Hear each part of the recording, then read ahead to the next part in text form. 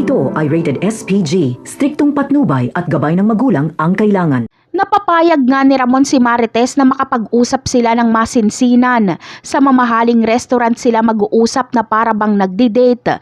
Mas nararamdaman tuloy ni Marites ang kilig kay Ramon kaysa kay Rigor. Dahil si Ramon ay pinapahalagahan siya, samantalang si Rigor ay basura ang tingin sa kanya.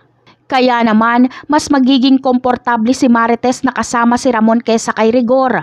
Pag si Rigor kasi ay lagi itong galit at laging maninisi. Samantalang si Ramon ay labis ang pasasalamat nito kay Marites sa pagpapalaki ng maayos kay Tanggol. Pag-uusapan nila ang kanilang anak. Masayang ibabalita ni Ramon na magaling na sa negosyo si Tanggol at mayaman na ito. Ikakatuwa naman ito ni Marites at aminado siyang miss niya na si Tanggol at gusto niya itong makita.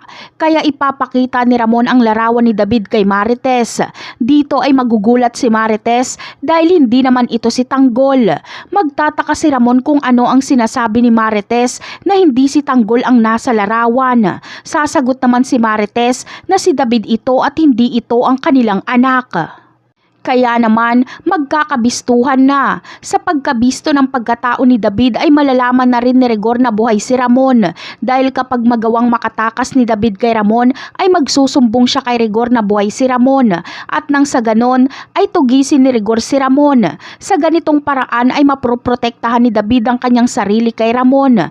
Ngunit si Marites at Ramon nga ba kaya ang nakatadhana sa isa't isa?